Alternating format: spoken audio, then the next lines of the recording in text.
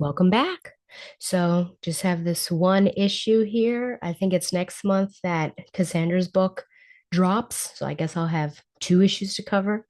So, this is Birds of Prey 14, Bird Undercover, writer Kelly Thompson, artist Sami Basri, and colorist Adriano Lucas.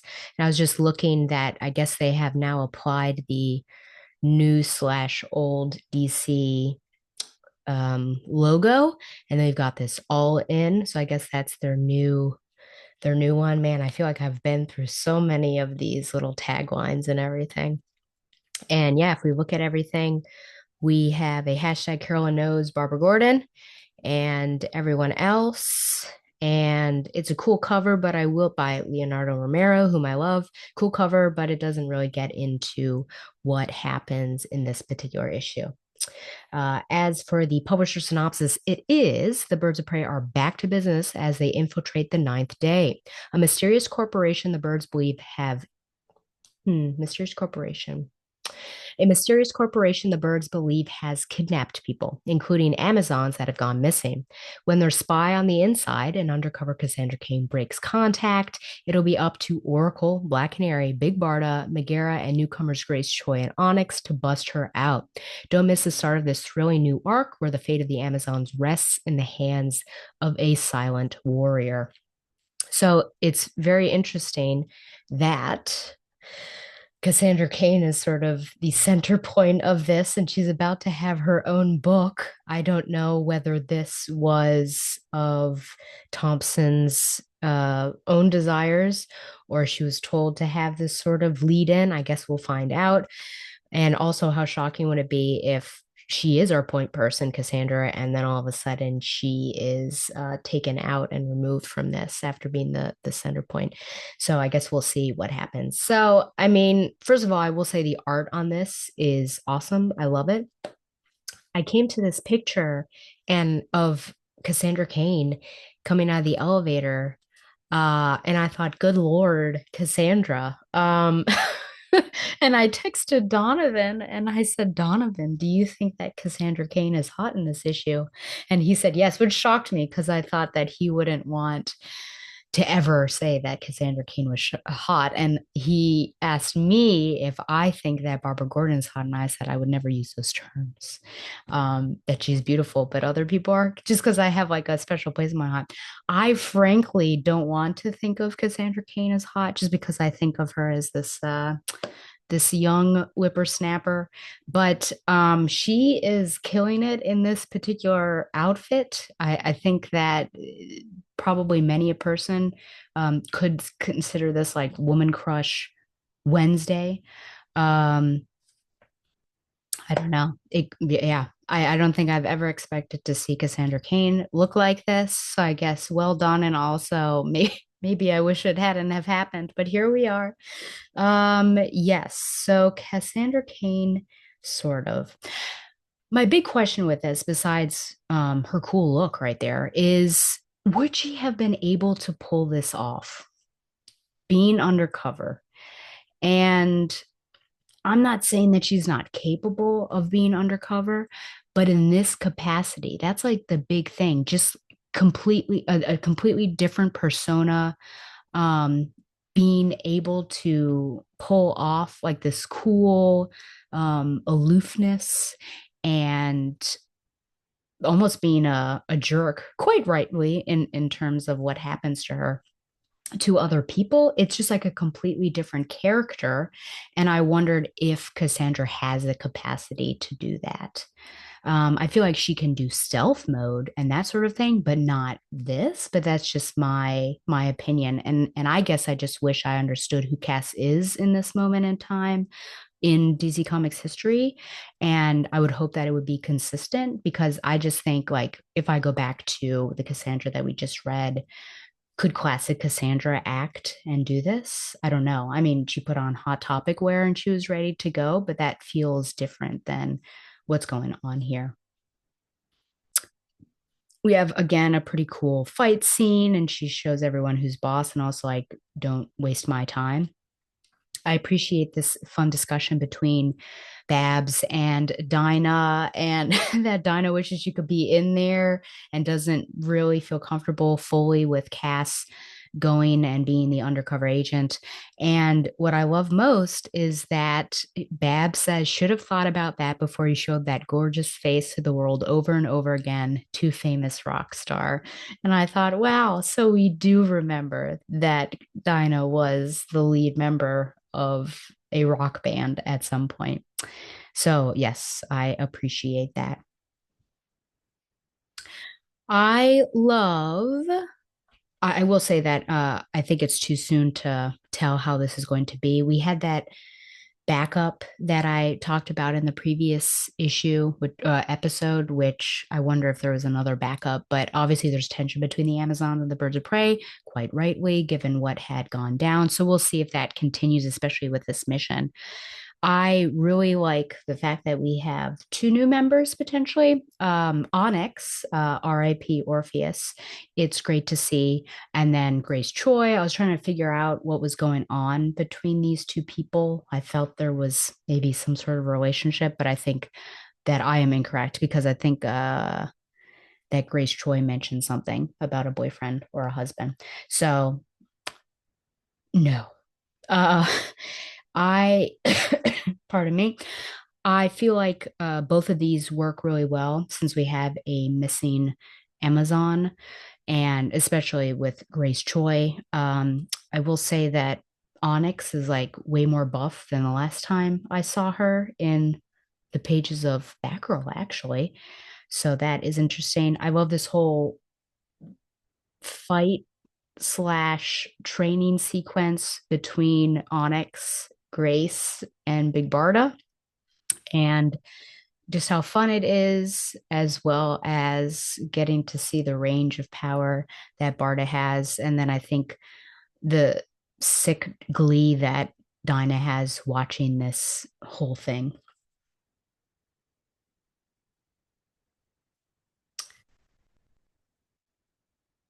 So Donovan, when I was actually texting him about this when I asked, "Hey, have you read this?" Mainly in talking about Cassandra's getup and what Cassandra is doing in here, and he said that he liked that this issue is in medias res, and I thought to myself, it's almost like it's in maxima media res because there is such a gap of information.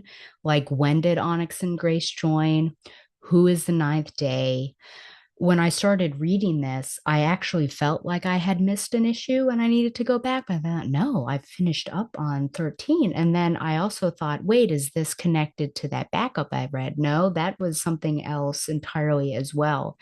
So we might be doubling back, kind of like we did with Batgirl 63, 64, where 64 filled in some of those gaps from 63. So maybe Birds of Prey 15 will fill in the gaps of how we actually got here, unless I completely missed something, a backup to talk about who this ninth day is. But I feel like that is the main flaw of this story. And it's a big one at that, unfortunately.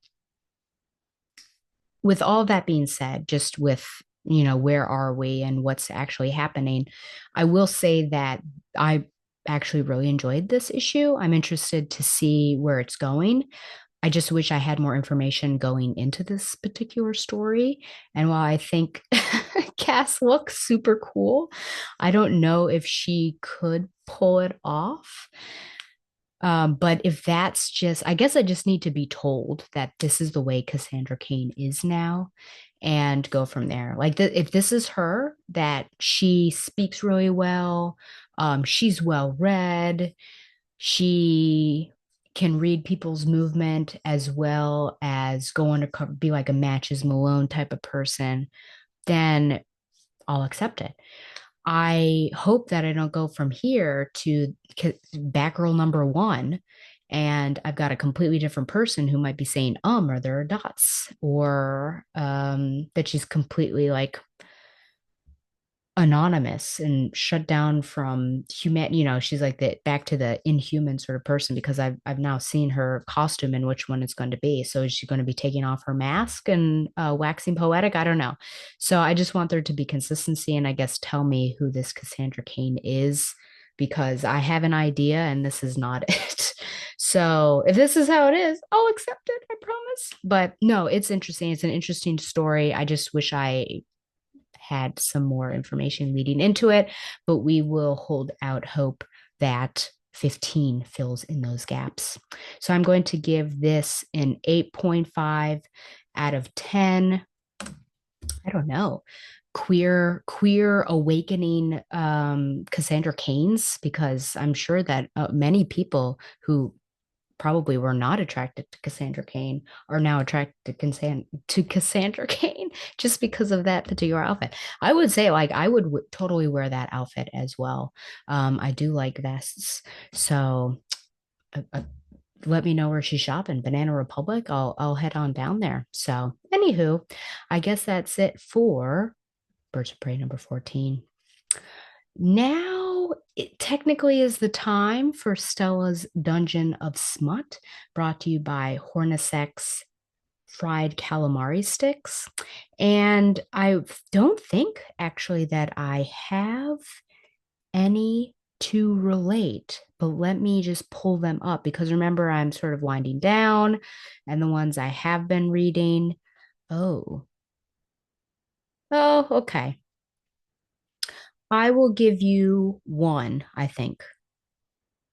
September 12th. I have to be careful that, yes, I'll give you one, Dead Rinker by Ruth Stilling. And this is it the second or the third? I think it's the third of a series. And overall, I enjoy the series. And this one was really interesting, just with the push and pull of the female lead and the male lead. Um, and just like the conflict that was going on there as well. So I gave that 4 stars. So I would recommend that. But I think that you should start with the first one, which I really liked, which was called Boarded Hearts. And that was a reverse age gap. So the woman, mother of two, recently divorced. I thought that was really good. So maybe go from there and see what you would like. And that's all I have to recommend there. Then I'm just wrapping up with my literature recommendations. This is not smut. This was so sweet. I highly recommend Pumpkin Spice and Everything Nice by Katie Cicatelli Cook. And so Donovan, he works at Barnes and Noble, so sometimes he'll send me covers and things like that. And he sent that to me. And of course, I love pumpkin spice. And I was a little put off because it was by Scholastic. And I thought, in what world should Scholastic be publishing smut? So I looked, and it wasn't on Kindle, but it was at my library. So I went and picked it up, and it felt like a Scholastic book. It's hard to describe, but just like it had that like hard to bend kind of book feel, and said Scholastic. These people look like adults, and so I was really concerned. I'm opening the font and the spacing of the lines. I just thought, oh no, I messed up, because it feels like it's going to be smut, but it looks like it's YA. And it turned out to not be. So they are sophomores in high school, and it was just so sweet. And I just highly recommend it for brightening your day, having something that could potentially bring you joy. And it was mostly about friendship and also expectations, and maybe being more adult than you are, like taking on adult responsibilities, and the burden of that, which I've had students that have had to be older than they really are. And that always makes me sad. And yeah, so the female lead uh, has a mom, single mother, and she owns a cafe in a small town. And the male lead moves into town, and his parents have kind of a Starbucks esque chain. And the female lead is annoyed because like of all the places, why are you across the street from us in this town? You know, the competition, there's worry about finances and things like that. When she finds out that he is related to the people, she throws a pie at his in his face in her own cafe, which made me laugh. But yeah, it's kind of goes from there. So it's definitely like a strong dislike to like. There are like some feelings, but they don't get together or anything. It's certainly something that you could world build if the author wants to do that and have a sequel. But it was just really lovely. And she has, the female lead has a couple girlfriends, and they try to support her and keep her on the path of like enjoying what she's making because she makes baked goods and things like that rather than focusing on the finances of the cafe. So I really highly recommend that. I just finished Vampires of El Norte by Isabel Cañas, which was recommended multiple times to me by someone, and it was a part of or it was the book that we were going to do for a book club. So I was able to read that, and I recommend it. And I love that this author, I feel like white English speakers aren't necessarily the intended audience, which I don't know that the author would say this, but just like because it takes place in Mexico, it very much feels like it is meant to be for Spanish speakers or people with Mexican heritage. And she really leans into that, and I love it because I feel almost like an outsider reading it. And I think that's the intent, especially for this one, because the vampires aren't only vampires, but also Yankees that are like sucking out the land and stealing from the banqueros. And I was texting Cindy many times of like, what is this? What is this? So I actually really liked it because I got to learn more because of the colloquialisms and the jargon used was more Spanish and Mexican rather than English, which I appreciated. And then I just finished The Iliad by Homer, translated by Emily Wilson. Give that 5 stars out of 5. I really enjoyed reading it. I thought she did a marvelous job, and I'm looking forward to starting my podcast on the Iliad and the adaptations of the Iliad. So there you go. Remember, you can send any questions or comments to backrolltheoracle@gmail.com. And if you have an opinion, let me know. Do you think that Deathstroke loved Rose in a different way and more than David Kane if he loved Cassandra in that way and how he showed his love there? Like the show on Facebook or follow it on Twitter @Batgirl Oracle. Subscribe to the show on YouTube for an uncut version and follow the Batman Universe on Facebook and Twitter as well. Support the Batman Universe by subscribing to Patreon. And once again, thanks to Mile High Comics for sponsoring Batgirl Oracle, the Barbara Gordon podcast. And until next time, I guess if you want to dress like Cassandra Cain, you need to head on down to either Hot Topic, depending on the era of Cassandra Cain, either go to Hot Topic or Banana Republic. But until then, fly on, Babs lovers.